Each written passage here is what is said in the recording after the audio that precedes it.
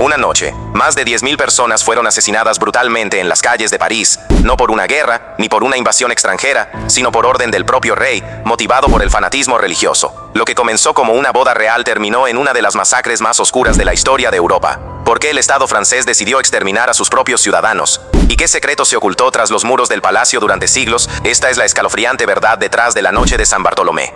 24 de agosto de 1572. Aquella mañana, París despertó con un silencio mortal. Las campanas de Saint-Germain-l'Auxerrois sonaron al alba, no para rezar, sino para marcar el inicio de uno de los episodios más sangrientos de la historia religiosa. En los talleres, en los palacios, en los hogares, comenzaron las ejecuciones. La macabra noche de San Bartolomé, ordenada por el rey Carlos IX y su madre Catalina de Médici, desató una ola de asesinatos masivos contra los hugonotes, cristianos protestantes, que se extendió como un torrente incontrolable durante semanas. Aquí exhumaremos este terror religioso, sus causas. En este documental exploraremos la masacre de San Bartolomé, su detonante, el desarrollo de los hechos, las razones políticas y religiosas que la provocaron y el impacto cultural que dejó en Occidente. Analizaremos quiénes fueron las víctimas y los victimarios, cómo se gestó el plan entre la Iglesia y la monarquía, y por qué este baño de sangre cambió para siempre la historia de Francia y de Europa. El tono será riguroso y atento al detalle, confrontando versiones de historiadores católicos y protestantes, voces europeas de la época y las imágenes literarias que ilustran hasta hoy el horror de aquella noche fatídica. Las guerras de religión en Francia habían enfrentado a católicos y hugonotes en una serie de conflictos intermitentes. Aunque se firmó la paz en 1570 con el Tratado de Saint-Germain-en-Laye, el matrimonio de la princesa Margarita de Valois, católica, con Enrique de Navarra, líder hugonote, buscaba consolidar un equilibrio incierto. 5 días después de la boda, el atentado contra Gaspard de Coligny, líder militar hugonote, provocó miedo y tensión. La acción contra Coligny fue vista como una provocación, que por sí sola no habría bastado para desatar el caos, pero precipitó decisiones de alto nivel. En la noche del 22 al 23 de agosto, se intentó asesinar a Coligny. Al día siguiente, ante la escalada, Catalina de Médici y el rey Carlos IX decidieron eliminar élites protestantes reunidas en París. Con el apoyo de los Guisa y la nobleza ultracatólica, se coordinó una purga selectiva que rápidamente se transformó en un baño de sangre generalizado.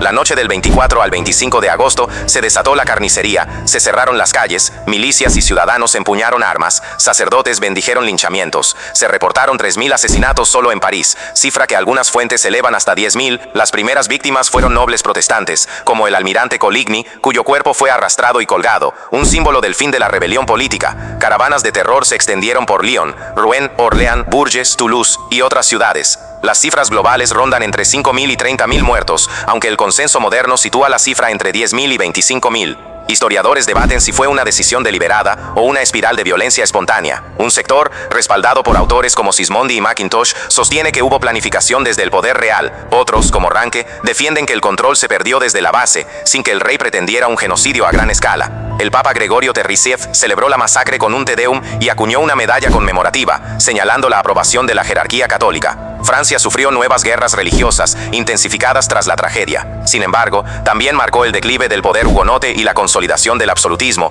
preparando el camino a Enrique IV y el Edicto de Nantes en 1598. Europa respondió con horror. Inglaterra y regiones protestantes se solidarizaron con refugiados. Se estableció un precedente sobre tolerancia religiosa que cuajaría décadas más tarde. La masacre inspiró obras literarias, protestas gráficas y grabados. El pintor hugonote François Dubois huyó a Ginebra y plasmó la masacre en un cuadro que se convirtió en ícono del horror protestante. La matanza entró en la memoria colectiva como símbolo del fanatismo religioso y la crueldad organizada. El rol de Catalina de Médici fue crucial. Como madre del rey Carlos IX y una figura política central en la corte francesa, trabajó activamente para preservar el poder de la corona frente a la influencia de los hugonotes, quienes defendían una monarquía limitada y una prosperidad económica asociada a la religión protestante. Catalina temía que los hugonotes, con acceso a altos cargos militares y económicos, abrieran una vía paralela de poder. Experta en maniobras palaciegas, respalda la resolución de acabar con su liderazgo en un solo golpe. Carlos IX, entonces de 22 años, vivía entre obediencia a su madre y presión de la nobleza católica. No estaba preparado para una masacre, pero cedió ante el consejo maternal y el miedo a una nueva guerra civil. Algunos historiadores argumentan que fue manipulado por Catalina para otorgar legitimidad a la acción violenta. Aunque el plan inicial contemplaba purgas selectivas, rápidamente se salió de control control.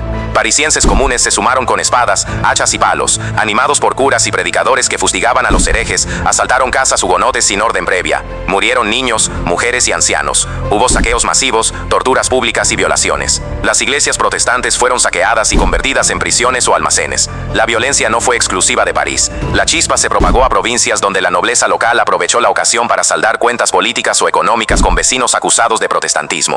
Hubo iglesias católicas que sirvieron de refugio, otras que abrieron puertas al derramamiento.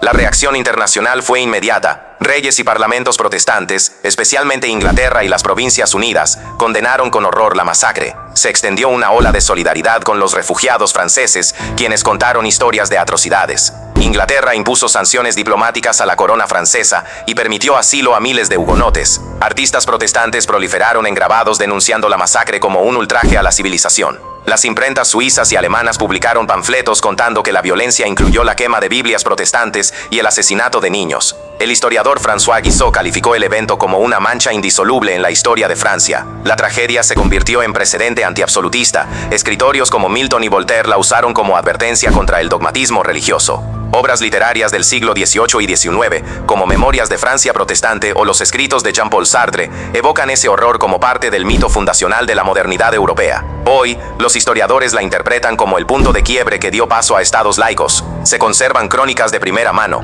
Agrippa Aubigné escribe que el grito de los moribundos perfora los muros de la ciudad. John de Beaulieu relata en su diario escenas de inocentes ejecutados. Niños de 8 años fueron degollados ante sus madres. En contraste, cronistas católicos describen escenas en las que los atacantes actuaron guiados por el fervor y la defensa de la fe. El contraste entre ambos tipos de fuente revela la complejidad del discurso de la época. Para unos, un acto de fe; para otros, una atrocidad sin justificación. Los historiadores contemporáneos describen la masacre como un punto de inflexión.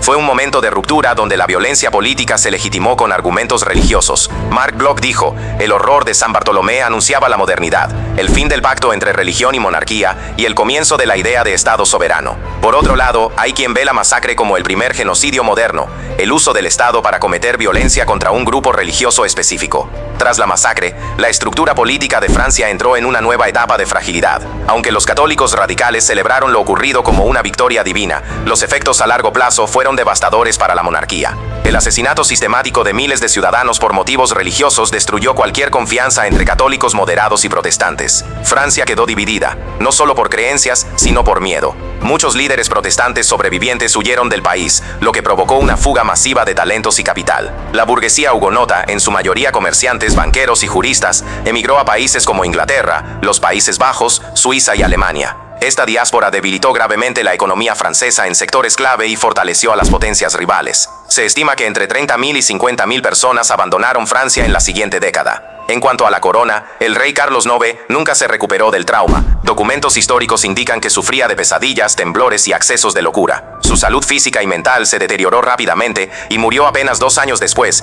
en 1574, a los 23 años, dejando el trono a su hermano Enrique III. Muchos en la corte murmuraban que su alma estaba condenada por la sangre inocente. Esta crisis política obligó a los sucesores a buscar una reforma forzada y negociada, que desembocaría años más tarde en el Edicto de Nantes, firmado por Enrique IV, permitiendo la tolerancia religiosa y poniendo fin, momentáneamente, a las guerras religiosas. Uno de los aspectos más enigmáticos de la masacre de San Bartolomé no es solo lo que ocurrió, sino cómo se ha intentado controlar su memoria a lo largo de los siglos. Durante el antiguo régimen, la monarquía francesa promovió una narrativa oficial que presentaba la masacre como una acción necesaria para preservar la unidad de la fe y del Estado. El evento fue minimizado o incluso justificado en los libros escolares y documentos oficiales.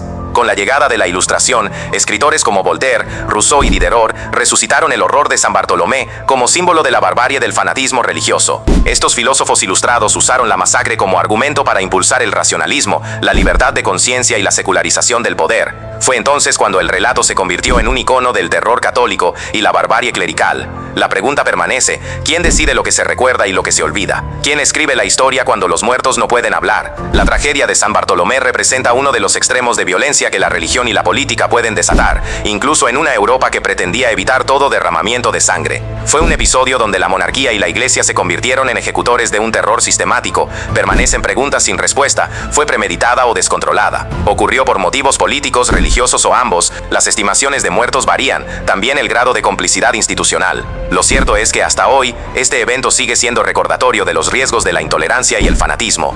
¿Qué piensas tú? ¿Fue la matanza una conspiración planificada o un estallido irracional de violencia popular? ¿Cuáles crees que son las raíces profundas del terror religioso? ¿Puede repetirse algo así hoy en día? Déjanos tu opinión y argumentos en los comentarios. Si te interesan los documentales de misterio, historia y religión que revelan cómo el pasado moldea nuestro presente, suscríbete, activa la campana y comparte este video con quienes buscan la verdad detrás de las fuentes oficiales. Te esperamos en el próximo episodio.